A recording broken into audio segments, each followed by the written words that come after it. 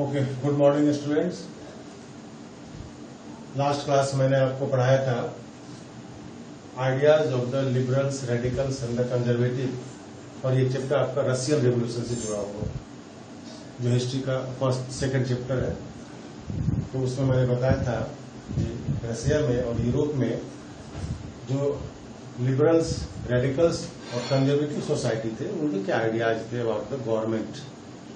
आज उसके आगे मैं बताने जा रहा हूं आपको the coming of the socialism to Europe. Europe में सोशलिज्म का उद्भव होना, इमरजेंस होना, आना, ये टॉपिक आज आपका है।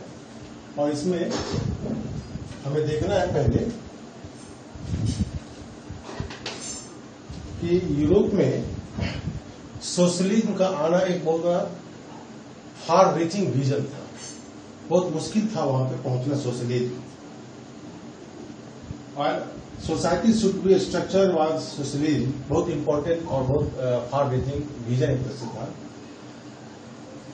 मिड 19th सेंचुरी में यूरोप में सोशलिज्म को धीरे धीरे लोग जानने लगे थे और ये आइडिया स्प्रेड होने लगा था। मिड 19th सेंचुरी में आपको सोशलिज्म यूरोप में स्प्रेड होने लगा था। इसके आइडियाज, सोशलिज्म का जो थिंकिंग था, सोशलिज्म का जो सोच था, वो मैं आपको बताने जा रहा हूं। सोशलिस्ट हमेशा प्राइवेट प्रॉपर्टी का अपोज करते थे। Never like the private property bye socialist. Socialist कभी प्राइवेट प्रॉपर्टी को वो लाइक नहीं करते थे। उनका सोच था कि private property is the main root of the different types of social evil. सामाजिक जो बुराइयां हैं उन सभी सामाजिक बुराइयों का मेन रूट आपको सोशलिज्म है। सोशलिस्ट इनका थिंकिंग था कि प्रॉपर्टी, जो प्राइवेट प्रॉपर्टी है, ये सोसाइटी का सबसे बड़ा इल है, बुराई है। इसलिए वो इसका अपोज करते थे प्राइवेट प्रॉपर्टी का। उनका थिंकिंग था कि कोई व्यक्ति, इंडिविजुअल जो प्रॉपर्टी का ऑनर होता है, मालिक होता है, वो एम्प्लॉयमेंट तो प्रोवाइड करता है but concern only with the personal gain. लेकिन प्रॉफिट जहां तक की बात आती है, लाभ की जहां तक बात आती है, तो वो पर्सनल प्रॉफिट समझता है। वो they never work about the welfare of the society. जो प्रॉपर्टी बनाते हैं, या प्रॉपर्टी बनाने से मतलब है जो प्रॉपर्टी को इंक्रीज करते हैं, अपने मेहनत से, मजदूरी से इंक्रीज करते हैं, डेवलप करते हैं, उनके वेलफेयर के लिए property honours, private property honours नहीं ध्यान देते। जो प्रॉपर्टी को प्रोडक्टिव बनाते हैं कौन होते हैं? वो लेबर होते हैं, वर्कर्स होते हैं। तो वर्कर के वेलफेयर के लिए नहीं सोचते हैं। जो इंडिविजुअल प्रॉपर्टी ऑनर होते हैं, वर्कर्स के प्रॉपर्टी के लिए वेलफेयर के लिए नहीं सोचते हैं। जो सोशलिस्ट था, इनका विजन क्या था? इसमें से कुछ, not all the socialist, some of the socialist believed that in the idea of the cooperative. उनका सोच था कि प्राइवेट प्रॉपर्टी समाप्त करके एक कोऑपरेटिव सोसाइटी का फॉर्मेशन किया जाए। किस सोसाइटी का फॉर्मेशन किया जाए? कोऑपरेटिव सोसाइटी का फॉर्मेशन किया जाए। उसमें एक इंपॉर्टेंट जो इंग्लिश मैन्युफैक्चरर थे, फैक्ट्री के ऑनर थे, मैन्युफैक्चरर थे, उन्होंने, उनकी थिंकिंग को उन्होंने बनाया भी था। उन्होंने एक कोऑपरेटिव सोसाइटी बनाया, कम्युनिटी बनाया था, जिसका नाम उन्होंने क्या रखा था? New harmony. और ये इंडियाना में, यूएसए के इंडियाना में इन्होंने एक सबसे पहले फर्स्ट टाइम एक कोऑपरेटिव कम्युनिटी का फाउंडेशन किया था, जिसका नाम था न्यू हार्मोनी। और ये कहाँ था? यूएसए के इंडियाना में ये था। ठीक है। इसके पहले मैंने बताया आपको कि कुछ सोशलिस्ट वो चाहते थे, some socialists wanted that there should be no private property. Private property नहीं होना चाहिए, क्योंकि वो इंडिविजुअल एम्प्लॉयमेंट तो प्रोवाइड करते हैं, प्राइवेट प्रॉपर्टी प्रोवाइड करते हैं employment, but never thought about the welfare of the workers, those who make the property productive. जिसे बनाते हैं उसके लिए वो नहीं सोचते, इसलिए वो चाहते थे प्राइवेट प्रॉपर्टी का अपोज करते। कुछ जो सोशलिस्ट थे उनका थिंकिंग था कि cooperative could not build on wide scale. कहना था कि कोऑपरेटिव सोसाइटी बड़े पैमाने पर नहीं बनाए जा सकते थे। इसका कारण वो देते थे कि only through the individual initiative, किसी एक इंडिविजुअल के इनिशिएटिव से, किसी खास इंडिविजुअल के इनिशिएटिव से कोऑपरेटिव नहीं बनाया जा सकता। कोऑपरेटिव को बनाने के लिए गवर्नमेंट को आगे आना चाहिए। कुछ सोशलिस्ट का ये थिंकिंग था। क्या थिंकिंग था कि कोऑपरेटिव सोसाइटी कुछ इंडिविजुअल मिलकर नहीं बना सकते या इंडिविजुअल नहीं बना सकते कोऑपरेटिव सोसाइटी। अगर कोऑपरेटिव सोसाइटी की फॉर्मेशन की जाए तो उसके लिए गवर्नमेंट को आगे आना चाहिए। Government should encourage the cooperative. Government को चाहिए कोऑपरेटिव को इनकरेज करे। एग्जाम्पल के तौर पर देख लें, इंस्टांस फ्रांस में लुई ब्लेंक्स जो था, उसका थिंकिंग था government encourage the cooperative. Government cooperative को इनकरेज करे और रिप्लेस द कैपिटलिस्ट, कैपिटलिस्ट को रिप्लेस करे। थोड़ा सा आप इसमें समझ लें, सोशलिस्ट और कैपिटलिस्ट, ये दो बातें आपके सामने आ रही हैं। इस दोनों में आपको समझ रहा होगा। सोशलिस्ट चाहते थे कि सारी प्रॉपर्टी गवर्नमेंट की हो या फिर कॉपरेटिव्स हो, लेकिन कैपिटलिस्ट में क्या होता है, इंडिविजुअल की प्रॉपर्टी होती है, प्रॉपर्टी के मालिक प्राइवेट पीपुल होते हैं। लेकिन सोशलिस्ट चाह रहे थे कि प्रॉपर्टी को कलेक्टिवली एक साथ ला करके उसके ऑनर कोई इंडिविजुअल नहीं होने चाहिए। ये था सोशलिस्ट और कैपिटलिस्ट का। जो कोऑपरेटिव होते थे उनका थिंकिंग था, जो कोऑपरेटिव बने, कोऑपरेटिव का थिंकिंग क्या था, एक एसोसिएशन है, जो पीपुल ऑफ, लोगों का एक एसोसिएशन है, पीपुल का एक association who produce the goods together. अगर फार्मर खेत में काम करते हैं, वर्कर फैक्ट्री में काम करते हैं, तो टुगेदर मिल करके, एक साथ मिल करके प्रोडक्शन ऑफ गुड्स करते हैं और उसके जो प्रॉफिट होते हैं उसको अकॉर्डिंग टू वन बांट देते हैं। This is the cooperative. जैसा कि आप देखते हैं हमारे देश में भी है, अमूल के बारे में आपने सुना होगा, सुधा डेयरी के बारे में सुना, ये सभी क्या है, बड़े कोऑपरेटिव्स हैं। इसमें प्रॉफिट्स को एटलीस्ट जितने भी उसमें प्रोड्यूसर है, प्रोडक्ट गुड्स को प्रोडक्शन में जिनका भी पार्टिसिपेशन है, सबके साथ शेयर किए जाते हैं, तो उसे कोऑपरेटिव कहा जाता है।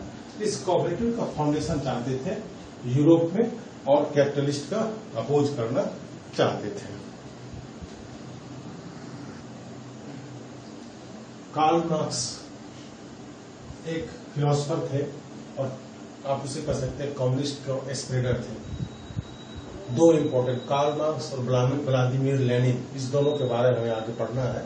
तो सबसे पहले कार्ल मार्क्स जो कम्युनिस्ट के बहुत बड़े सपोर्टर्स थे, उनका जो थिंकिंग था और उनका जो सोच था, उनका जो आइडिया था, इंडस्ट्रियल सोसाइटी जो है यूरोप में वो कैपिटलिस्ट है और इंडस्ट्रियल सोसाइटी इन्वेस्ट तो करते हैं, इंडस्ट्री में फैक्ट्री में इन्वेस्ट करते हैं, लेकिन उसका जो प्रॉफिट होता है वो वर्कर्स को डिवाइड नहीं करते।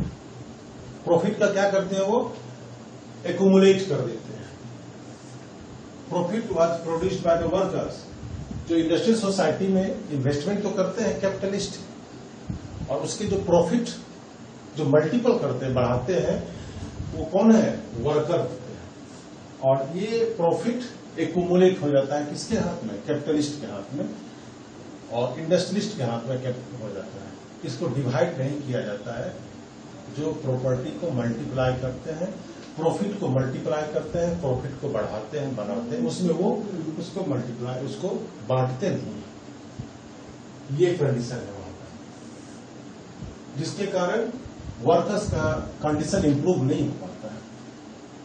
वर्कर्स पॉवर्टी में ही रहते हैं, उनकी स्थिति सुधार नहीं हो पाती है। उनका थिंकिंग था, कार्ल मार्क्स का थिंकिंग था कि वर्कर्स को चाहिए कैपिटलिस्ट को और प्राइवेट प्रॉपर्टी को ओवरथ्रो कर दे, हटा दे, सारे कैपिटलिस्ट को हटा दे, प्राइवेट प्रॉपर्टी नाम का कोई चीज रहे ही नहीं।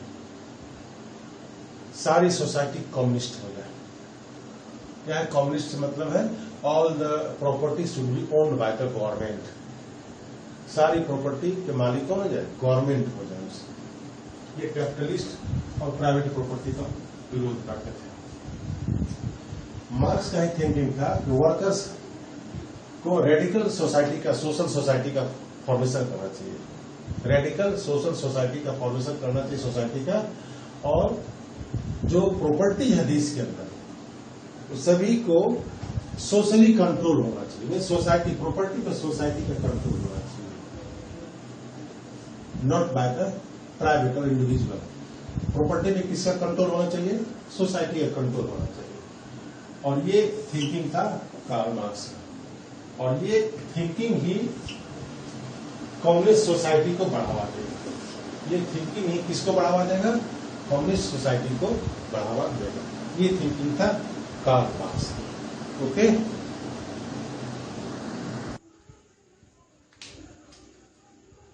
सपोर्ट ऑफ द सोशलिज्म और सोशलिज्म 1870 आते आते यूरोप में सोशलिस्ट स्प्रेड होने लगा था, और सोशलिज्म के आइडिया यूरोप में स्प्रेड होने लगे। जैसा कि मैंने पहले बताया, इन वन सेंटेंस आप कर सकते, सोशलिस्ट जो थे प्राइवेट प्रॉपर्टी के अपोज करते थे, वो चाहते थे कोऑपरेटिव सोसाइटी का फॉर्मेशन हो, और जो प्रॉफिट को बढ़ाते हैं उसमें उनका शेयर हो, वर्कर्स का भी शेयर हो। ये था तो सोशलिस्ट आइडियाज धीरे धीरे यूरोप में फैलने लगा। यूरोप में फॉर्मेशन ऑफ इंटरनेशनल बॉडीज होने लगे, उसमें एक सेकेंड इंटरनेशनल बॉडी का फॉर्मेशन किया गया। जो वर्कर्स थे यूरोप में डिफरेंट इंडस्ट्रीज में, क्योंकि यूरोप में जब इंडस्ट्रियलाइजेशन हुआ तो वर्कर का कंडीशन बहुत खराब था। यूं कह सकते हैं वर्कर के वर्किंग कंडीशन, उसके वेजेज, उसके वर्किंग आवर्स, उनके लिविंग कंडीशंस सभी ठीक नहीं थे, वेरी पुअर। तो वर्कर्स ने जो इंग्लैंड के थे और जर्मनी के थे, इन्होंने एसोसिएशन का फॉर्मेशन किया, जिसे आप कहते हैं यूनियन। एसोसिएशन का फॉर्मेशन किया। उन्होंने फॉर्मेशन इसलिए किया कि एसोसिएशन के थ्रू वो फाइट कर सकते हैं for the better living. Industrialist से फाइट कर सकते हैं, कैपिटलिस्ट से फाइट कर सकते हैं, डिमांड कर सकते हैं वर्किंग कंडीशन को सुधारने के लिए, बेटर लिविंग करने के लिए। और उन्होंने अपने आप में फंड भी सेटअप किया। ये वर्कर्स खुद फंड सेटअप करते थे ताकि उस वर्कर में भी कोई अगर डिस्ट्रेस में आ जाए, जिसकी स्थिति खराब हो जाए किसी कारण से, तो उस फंड से उसको हेल्प किया जाता था। उन्होंने डिमांड किया reduction of the working hour. आप जान रहे वर्किंग आवर ऑलमोस्ट 15-16 आवर होते थे वर्किंग आवर, और वेजेज उसके कम होते थे। तो उनका डिमांड था वेज का इंक्रीज हो और वर्किंग आवर को रिड्यूस किया जाए। वो चाहते थे वोट टू राइट मिले उन्हें, राइट ऑफ वोट उन्हें मिले, वोटिंग देने की राइट उन्हें मिले। और तब इस सभी डिमांड के लिए दो जगह, जर्मनी में सोशलिस्ट डेमोक्रेट पार्टी का फाउंडेशन किया गया, और ब्रिटेन में लेबर पार्टी का फाउंडेशन किया गया, जो किसके फॉलोअर्स थे, सोशलिस्ट के फॉलोअर्स थे। Okay, thank you.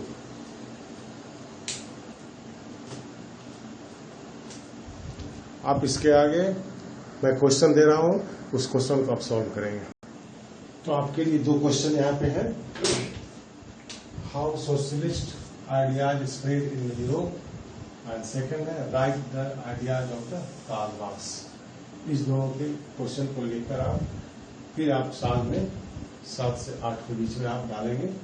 Okay, thank you.